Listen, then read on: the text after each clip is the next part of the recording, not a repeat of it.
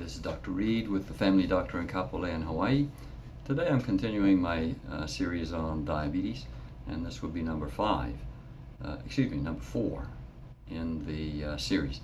And so today I want to talk about what actually happened.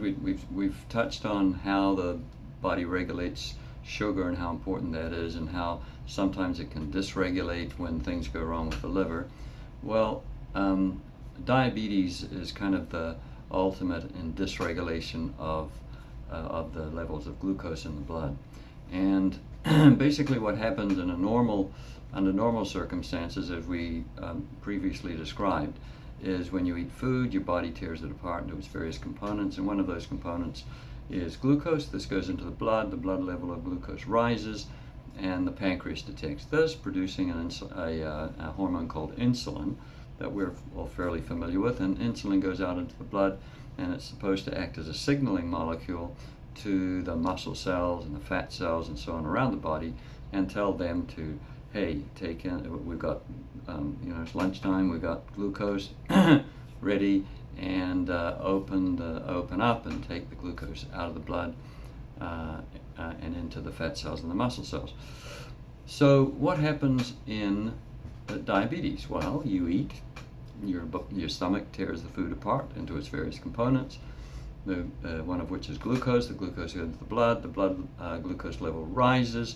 The pancreas detects this, sends out its insulin signals, which are supposed to act as signaling to the muscle cells and the fat cells, saying, hey, we've got glucose, open up, take it in. The muscle cells and fat cells say, no thanks, we've had enough. And so they ignore the insulin. And another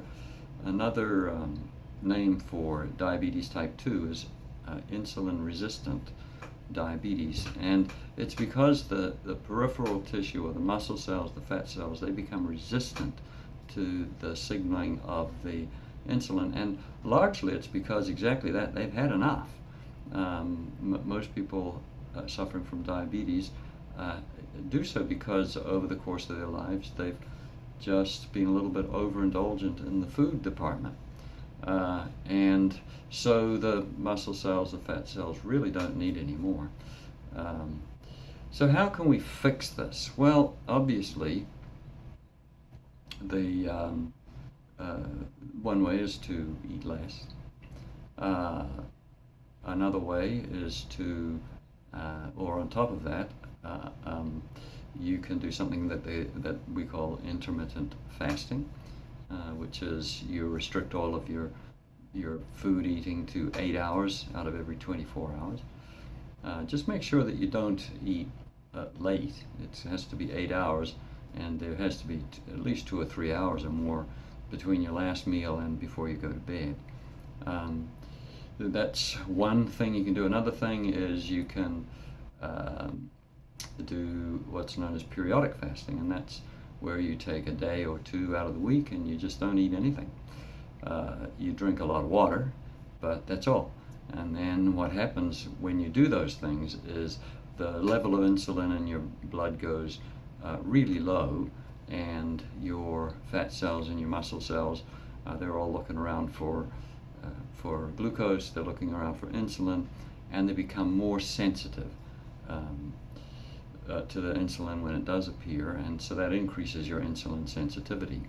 I would encourage you, before you embark on anything like that, that you do consult with your doctor, just to make sure that there's no other reason why you need to keep consistent food. For instance, if you're taking insulin for your diabetes, you cannot just stop eating for a couple of days. You need to talk to your doctor first. Another important thing is you just avoid anything that's got processed sugar in it. You should have no processed sugar. If your body is not regulating glucose properly, then you should have no processed sugar at all. There should be something that you never find in your house, and certainly never in your diet.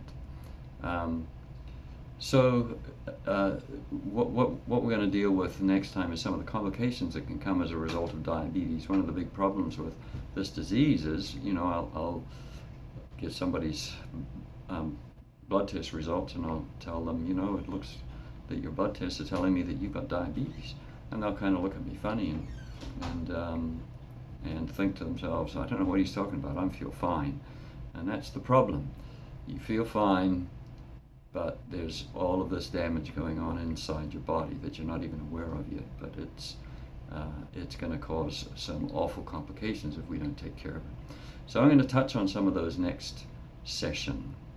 Okay, thanks for listening. Bye.